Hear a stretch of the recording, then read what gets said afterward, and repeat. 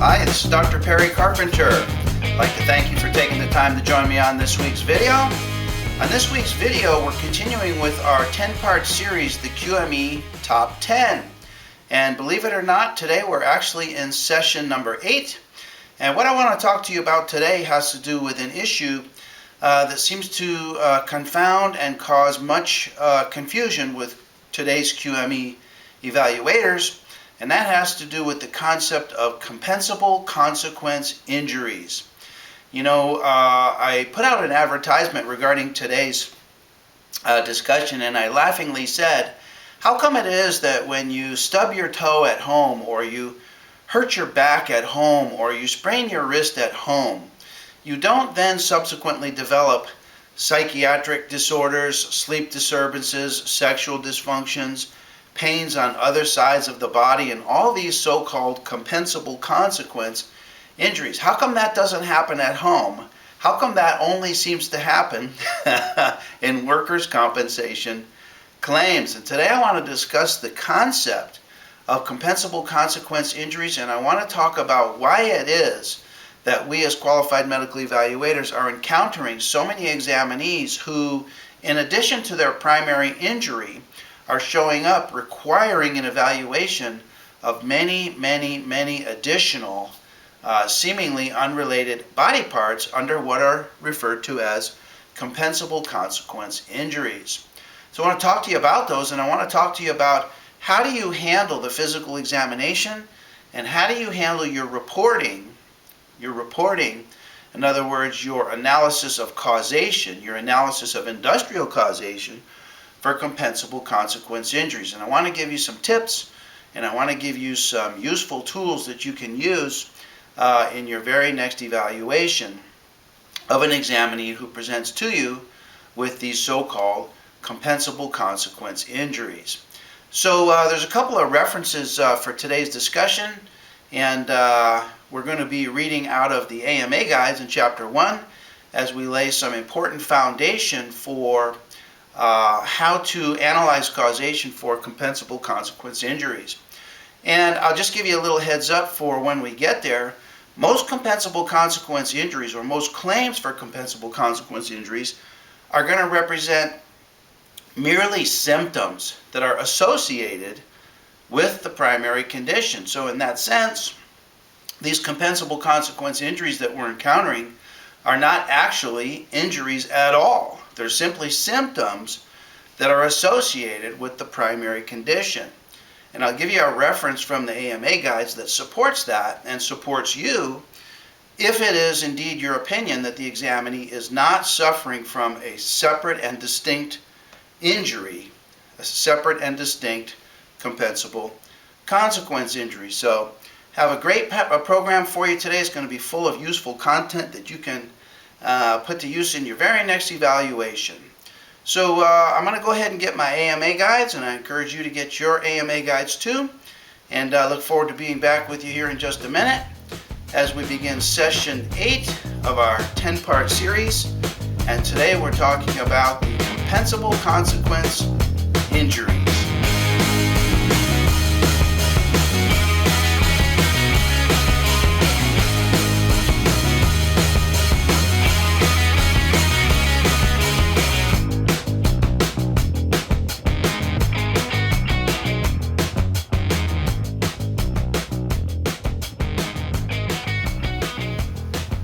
Okay, I'm back with you now, and have my AMA guides with me. I hope you have your AMA guides with you as well, because I believe that it's important that you lay your own eyes on some of these references that we're going to be talking about. So in today's discussion, we're talking about the compensable consequence injuries. And I'm sure you've received recently an increasing number of requests for an evaluation of body parts that are seemingly unrelated to the primary injury involved with the examinee's industrial injury. And these are referred to as the compensable consequential injuries that occur downline and downstream and as a result of the industrial injury. So let's talk a little bit about the different types of industrial injuries that we encounter. And it's important to note that compensable consequence injuries are not described in any labor codes or in codes of regulation. The two main types of injuries that we deal with that are described in the labor code are the specific incident of injury and the cumulative trauma injuries. And those injuries are described in Labor Code 3208.1. So let's set a little bit of foundation for the compensable consequence injuries by first understanding the specific injuries and the cumulative trauma injuries, which will then apply to our discussion of compensable consequence injuries.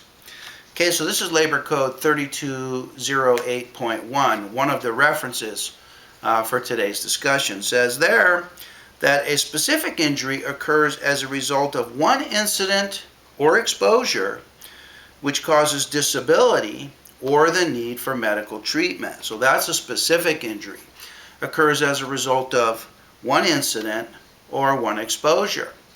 And we're going to see that the compensable consequence injuries can result from a specific incident later on down the road from the original industrial injury. And it's key to remember that with compensable consequence injuries, the incident or exposure that occurs, and in the case of a specific incident, the incident or exposure that occurs is non-industrial. It occurs away from the industrial setting.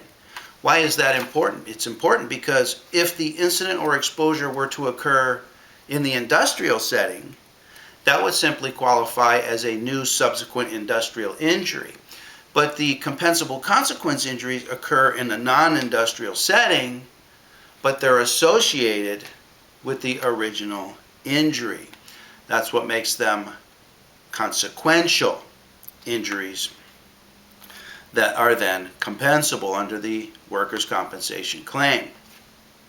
So that's the specific injury. The cumulative injuries occur as repetitive mentally or physically traumatic activities extending over a period of time, the combined effect of which causes a disability or need for medical treatment. And we can have compensable consequential injuries that occur cumulatively over time. These are the ones that we commonly encounter due to compensation, repetitive overuse, imbalance, etc. And probably one of the most famous cases that deals with a cumulative trauma compensable consequential injury was the Escobedo case. Remember that Marlene Escobedo suffered originally an injury to, I believe it was her left knee, and then as a result of limping and compensating for the left knee, the right knee then quickly developed symptoms as a compensable consequence of the original left knee injury. Okay? So we have specific injuries and we have cumulative trauma injuries. There's no description of compensable consequence injuries in the Labor Code. But compensable consequence injuries, we're going to find, can be either specific incidences or can be the result of cumulative trauma over time. It's important to remember that these specific or cumulative compensable consequence injuries occur in the non-industrial setting. If they occur in the industrial setting, we simply have a new specific or a new cumulative trauma industrial injury. Okay? So that's an important distinction. So in order to understand the compensable consequence injuries, we turn to case law since there's no description in the Labor Code. And one of the more recent 2013 cases, the Bates case, clearly defines what qualifies as a compensable consequential injury. Okay? So this 2013 case, Bates versus Serologicals Corporation. And just by way of background, Bates was a worker in a clinical laboratory. He worked with laboratory equipment like test tubes and beakers and flasks and centrifuge tubes and all that stuff. And he suffered a cumulative trauma injury to his right upper extremity. He had carpal tunnel syndrome. Well, he had carpal tunnel surgical release, to release the entrapped median nerve, and after a period of time he recovered, but he failed to regain full function of his right upper extremity. So he continued working, but because he failed to have full return of function of his right upper extremity, he performed many compensations and activity modifications in order to get his job done.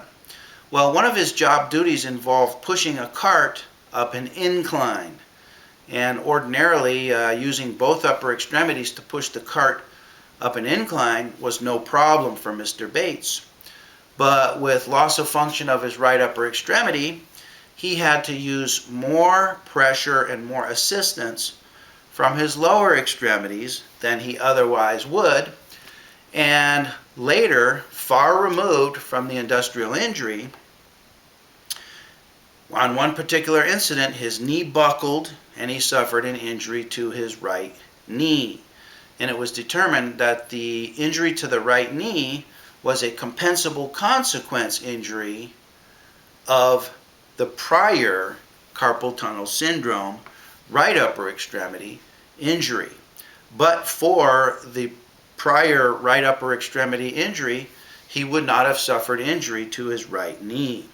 So in that decision, the court defined the compensable consequence injury by saying, and this is a quote, "Where a subsequent injury is the direct and natural consequence of an original industrial injury, the subsequent injury is considered to relate back to the original injury and is generally not treated as a new and independent injury." Okay? So in this case, the injury to the right knee was a direct and natural consequence of the right upper extremity injury, and the right knee injury related back to the right upper extremity injury. So in this case, the workers' compensation judge determined that the right knee injury was a compensable consequence of the original right upper extremity injury. Okay? So let me give you some examples of some compensable consequence injuries. Some of these you've probably heard of before, and some of them may likely be new to you.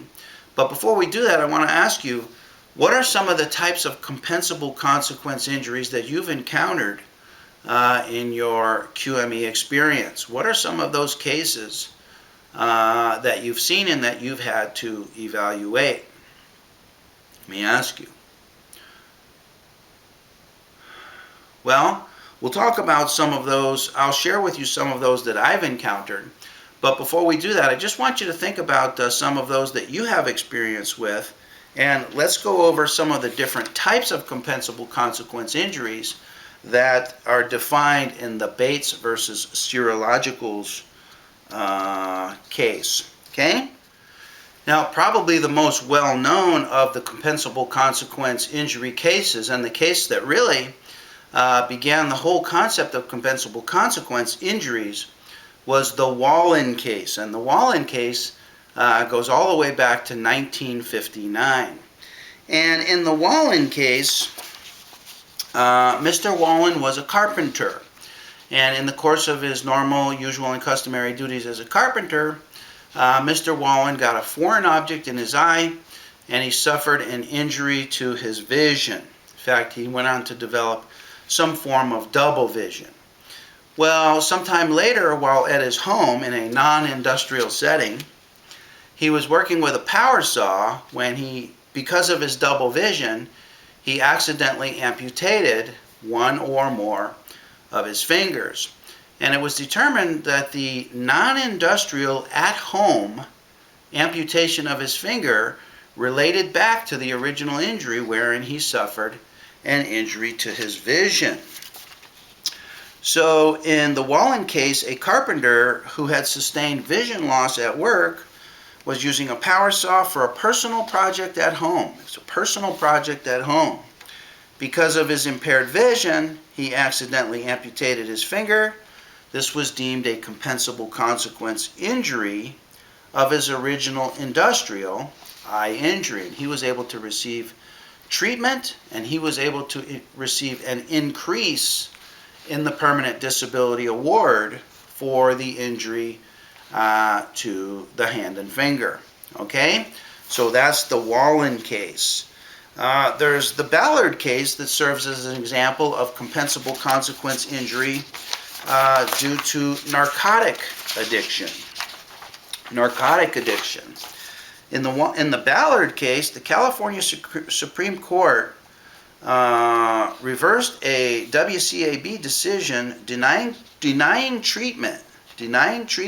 So they reversed the decision that denied treatment. So in this case, they provided for treatment for Miss Ballard's narcotic addiction resulting from her excessive use of pain medication to relieve pain of her industrial neck injury. Okay, she had an industrial neck injury which required the use of narcotic medication. She became addicted to narcotic medication, and the addiction to narcotic medication became recognized as a compensable consequence injury for which medical treatment was then provided on an industrial basis. The court stated that the question for determination as to whether or not this qualified as a compensable consequence injury was one of the causation of the addiction. If the industrial injury was a component in the causation of the addiction, then the narcotic addiction would be considered a compensable consequence of the industrial injury. And in this case, Ms. Ballard then qualified for medical treatment to treat the effects of the narcotic addiction on an industrial basis. So in these two examples that we talked about, the Wallen case and the Ballard case, both cases resulted in additional medical treatment for the compensable consequential injury. In at least the Wallen case provided for increased permanent disability, or in those days it was permanent disability, for the loss of the fingers of the hand. So we're going to see that compensable consequence injuries can cause increase in benefits in several areas. They cause increase in benefits in the form of medical treatment. They can cause increase in benefits for temporary disability. They can cause increase in benefits for permanent disability. And we'll talk about which types of injuries qualify for increased permanent disability and which injuries do not qualify for increases in permanent disability as well. We'll talk about that here in just a couple minutes. A couple more examples of different types of scenarios that qualify for compensable consequence injuries. In the Weitzman case, we had a non-industrial car accident. The injured worker was involved in a car accident after delivering a return to work medical release to his employer. So he dropped off a return to work note to his employer, then got back in his car to go somewhere. Could have been home, could have been to do errands, could have been to go to the hockey rink to watch his son play on the hockey team, could have been go to the high school to pick up his son from baseball practice. We don't know. But it was after he delivered the return to work note, he was involved in an accident, and all injuries as a result of the accident were deemed to be compensable consequence injuries of the original industrial back injury. Very interesting. So this is a common scenario involving transportation, either to or from the place of employment or to or from medical appointments, for example. And we have an example of that with the Acevedo case. Mr. Acevedo was on his way to obtain medical treatment, meaning he was going to his doctor's appointment. Acevedo was involved in an auto accident, and he suffered a paralysis injury when he was involved in a car accident on his way to his doctor's appointment for treatment of the industrial injury. So the paralysis injury was deemed to be a compensable consequence of Mr. Acevedo's low back industrial injury. The District Court of Appeals agreed with the Workers' Compensation Appeals Board conclusion that the applicant, meaning Mr. Acevedo, met his burden to show that he was on his way to the doctor's office at the time of the accident, and thus the trip that he was on, the trip in the vehicle, arose out of and in the course of employment as a compensable consequence. Interesting, fascinating, and this is probably one of the more common types of compensable consequence injuries that we'll see are those injuries that occur in the course to or from the medical appointments. Okay, a couple more. In the Beatty case involved a fall from a ladder.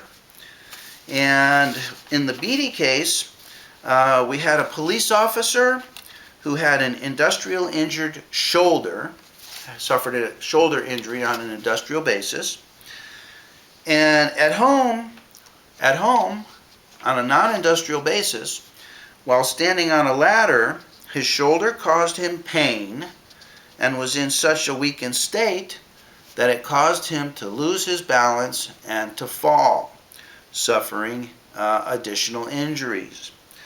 The court held that in order to determine whether the injury from the fall was a compensable consequence, there must be medical evidence to substantiate that the underlying industrial injury was a contributing factor, not the sole causal factor, but it merely has to be demonstrated that the subsequent injury was contributed to by the original industrial injury. So let me say that again. There must be medical evidence to substantiate that the underlying industrial injury was a contributing factor in the subsequent injury. So that gives us a clue as to our obligation in those cases where we are providing an opinion for, meaning AOE, COE, for a subsequent compensable consequence injury. One of our obligations then becomes to substantiate that the underlying industrial injury was a contributing factor to the subsequent injury. And we'll talk about some more of our obligations in the causation analysis here in just a minute. Okay? And then finally, many times nowadays we see compensable consequence injuries involving psychiatric injury, involving a sexual dysfunction injury, and regarding a sleep dysfunction injury as well. So here's an example of both of those, a sexual injury and also a sleep disorder injury. With the sexual injury, this is the Grom case. This is a 2004 case. The injured worker suffered from a sexual impairment due to opioid use as a result of his industrial back injury. Well, I can only assume what the sexual impairment is, probably erectile dysfunction as a result of long-term and chronic opioid use. The Workers' Compensation Appeals Board affirmed the Workers' Compensation Judge's award of medical treatment in the form of testosterone cream to treat Mr. Grom for his sexual impairment, which was a compensable consequence of the underlying industrial back injury. Now, because this was a 2004 case, Mr. Grom qualified for at least two forms of additional benefits. Number one is he qualified for the medical treatment for the sexual impairment as a compensable consequence, so that opened up new benefits for him in the form of medical treatment. And then, and I don't know the outcome of the case, but when Mr. Grom is determined to be permanent and stationary, if he has permanent sexual impairment as a result of the opioid use, then he would qualify for additional permanent impairment, whatever that is, as a percentage basis, whole person impairment percentage basis, he would qualify for that additional permanent impairment due to the sexual impairment, in addition to the permanent impairment associated with his industrial back injury. So the compensable consequence injury in that case could open up at least two new benefits: medical treatment and increased permanent disability benefits. Okay? And then finally, on the sleep disorder, and there's two cases here described for sleep disorder, compensable consequence injury. In both of these cases, one is the Verma case and the other is the Miller case. The injured workers were awarded treatment for sleep apnea, which physicians had determined was caused by weight gain due to inactivity caused by the industrial back injury, and therefore both sleep disorders, both the Verma case and the Miller case, were considered compensable consequential injuries, and they were able to receive treatment and possibly even increased permanent impairment ratings if the sleep disturbance was considered to be a permanent impairment, a permanent condition. And the Verma case and the Miller case are both 2012 cases. And so as we're going to see, prior to 2013, these additional compensable consequential injuries of sleep, psych, and sexual dysfunction all qualify for additional permanent impairment ratings. Okay? So what happened in 2013? What happened in 2013? Well, in 2013, we had the passage of Senate Bill 863, and Senate Bill 863 caused the authoring of new section of Labor Code 4660.1. 4660.1 is a new section of the Labor Code that came about as a result of Senate Bill 863. And what 4660.1 says is it says that for injuries after 1/113, not dealing with injuries before 1/113, but for injuries after 1/113. And I've thought about this before. I've wondered what happened to the sleep, sex, and psych impairments following the passage of Senate Bill 863. Well, here it is. It says, there shall be no increases in impairment ratings for sleep dysfunction, sexual dysfunction, or psychiatric disorder, or any combination thereof, arising out of a compensable physical injury. So the person suffers a back injury, and as a result of the back injury, suffers psychiatric symptoms, sexual dysfunction symptoms, sleep disorder symptoms. There shall be no increase in permanent impairment rating arising out of the compensable lower back injury. Now, it goes on to say that nothing in this section shall limit the ability of an injured employee to obtain treatment for sleep dysfunction, sexual dysfunction, or psychiatric disorder, if any, that are a consequence of an industrial injury. So when Senate Bill 863 passed in 2013, for injuries after 1/113, these compensable injuries, sleep disorder, psychiatric disorder, and sexual dysfunction disorder, do qualify for medical treatment. They can get all the medical treatment in the world.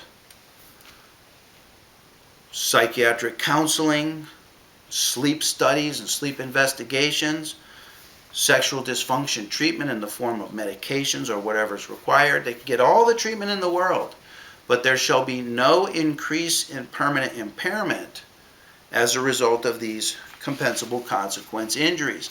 That's for injuries after 1/113.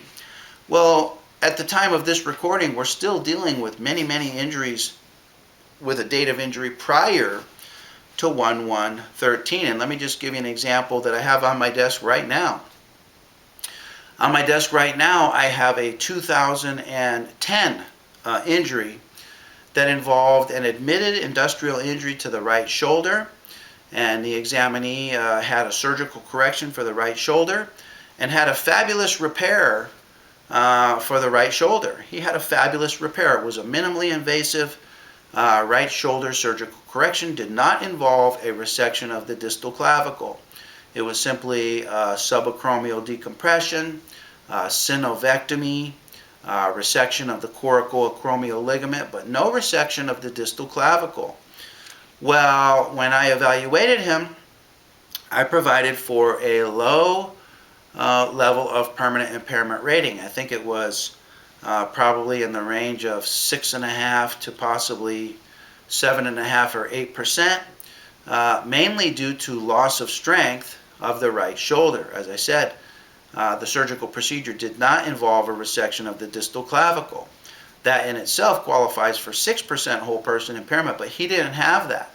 So he qualified due to loss of strength for somewhere like around 6.5%, maybe as high as about 6.5%, according to my recollection.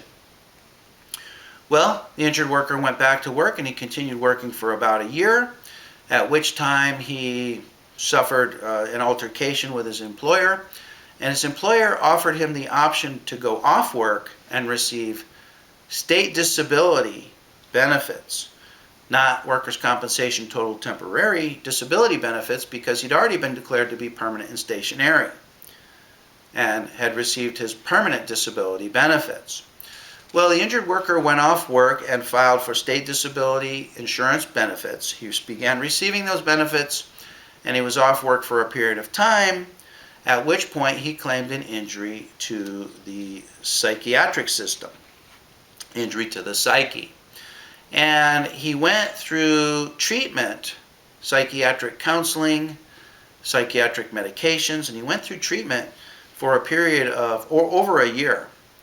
And I recently reevaluated him in 2016, and I see that the psychiatric QME provided for industrial causation of injury to the psyche as a compensable consequence of the industrial shoulder injury, and the increase in permanent impairment rating for injury to the psyche was somewhere like 25 to 30% whole person impairment.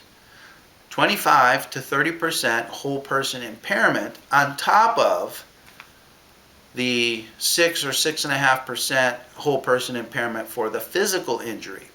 So you see that for cases before 2013, these additional compensable consequential injuries can dramatically increase the permanent impairment rating, can dramatically increase the cost of the claim through the additional medical treatment, additional temporary disability if it's applicable, and also in this case due to the huge increase in permanent impairment rating. Well, for injuries after 2013, sleep disorder, psychiatric disorder, and sexual dysfunction injuries no longer qualify for permanent impairment ratings, although they do qualify for medical treatment. And the cost of medical treatment for these types of injuries can be substantial, so this can dramatically impact the cost of the claim. Okay? So pay close attention to the dates of injury. Pay close attention to the dates of injury and handle those accordingly as described in Labor Code 4660.1. And in just a minute I'll talk to you about what your obligation is in those cases where you do opine for an industrial injury as a compensable consequence. I'll talk to you about how to document this and how to report on this in your report. Okay? Now, if we go back to our introduction of today's workshop, I asked you to think about some of the different types of compensable consequence claims that you've experienced in your practice as a qualified medical evaluator.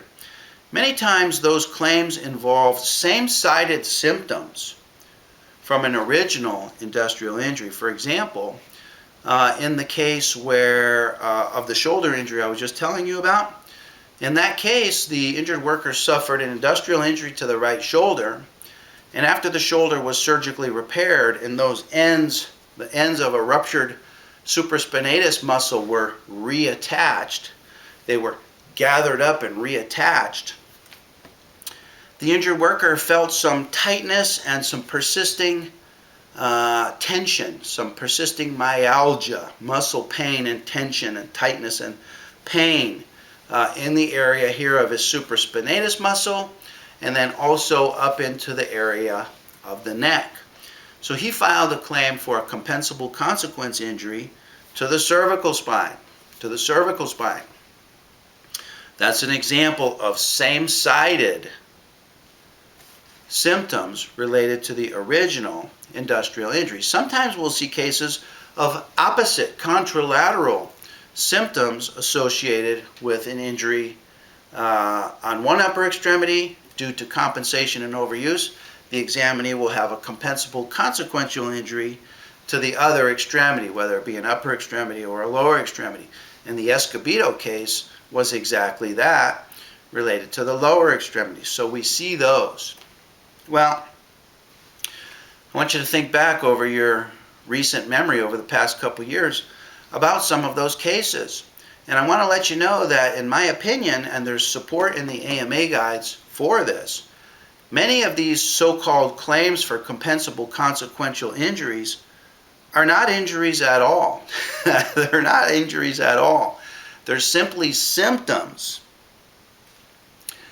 that are related, that are anatomically, that are pathologically, that are physiologically related to the original industrial injury. Okay?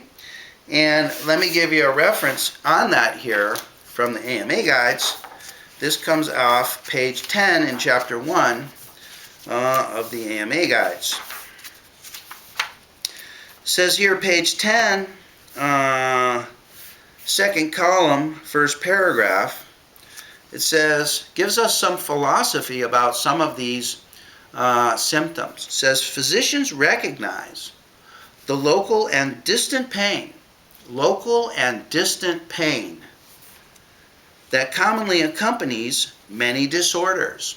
So in the case of my right shoulder injury case, he had both local pain in the shoulder and he had distant pain up to and including the muscles around the cervical spine. Local and distant pain accompanying many disorders. Impairment ratings in the guides already have accounted for commonly associated pain, including that which may be experienced in areas distant to the specific site of pathology. Now, how far is distant in your opinion? How far does distant have to be? And how far beyond distant would it have to be for you to assume that those symptoms are not related to the original condition? That's something that you're going to have to determine in your own clinical judgment. But the AMA guides recognize that distant pain distant from the specific site of pathology, can be part of the original condition. They give an example. So they say, for example, when a cervical spine disorder produces radiating pain down the arm pain, which is commonly seen, has been accounted for in the cervical spine impairment rating. And that's kind of a ridiculous example. We know that with radiculopathy, pain can show up at parts distant to the site of pathology. We understand that. But I want you to expand your thinking to other types of conditions. Other types of conditions can also produce pain in parts distant from the original site of pathology.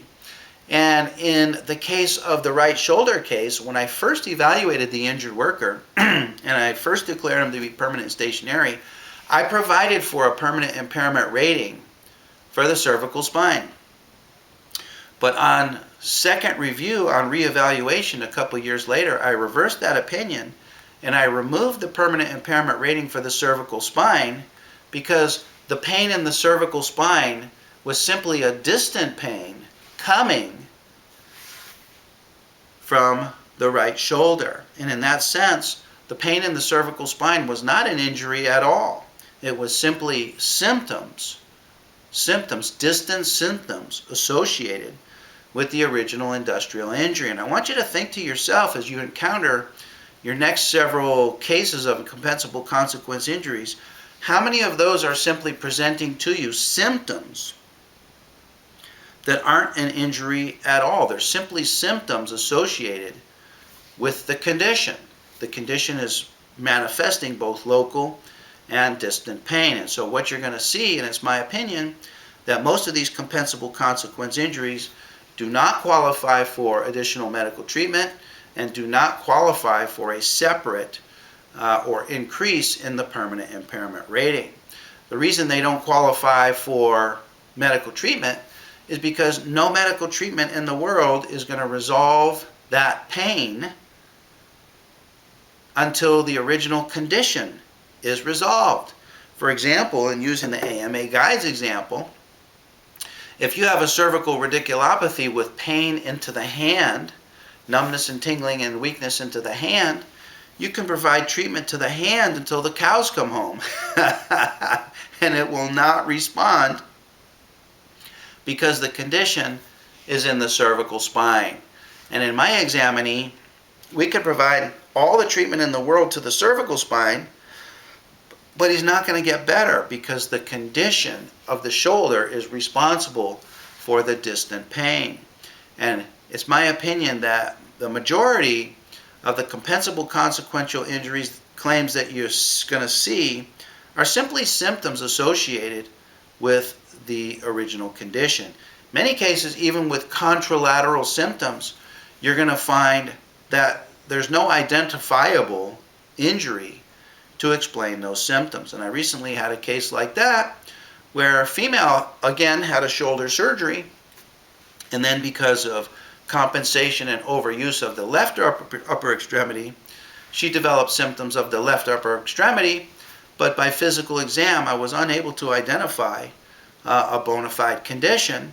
And so in that case, those symptoms, however constant, however severe they may seem to the injured worker, are simply symptoms associated with the original condition and did not rise to the level of a diagnosable injury.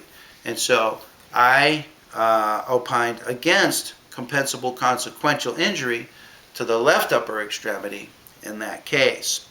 And I think that you're going to find similar situations in the majority of cases in your own practice. Now, what about those circumstances where you actually believe that the examinee has suffered a compensable consequential injury? What is your obligation? Well, it's important to note that when examinees claim compensable consequential injuries, it's frequently because they're needing or requesting medical treatment for those injuries. Now, the claims examiner is going to have difficulty authorizing medical treatment for new additional body parts unless and until they can fully understand the industrial causation for those body parts. So the obligation rests upon us as treating physicians and also as evaluating physicians to do a good job in describing and documenting the industrial causation of these compensable consequential injuries. Okay? So let's talk about some of the high notes that you need to hit in authenticating or opining for industrial causation for compensable consequential injuries. Number one, you need to ask yourself this question. Can you identify an injury? Can you identify an injury, either a specific incident of injury or a cumulative trauma injury, subsequent to the original industrial injury as a compensable consequence? Is there some incident that you can point to, either a specific incident or a period of cumulative trauma? You need to be able to clearly elaborate on the subsequent injury. Okay?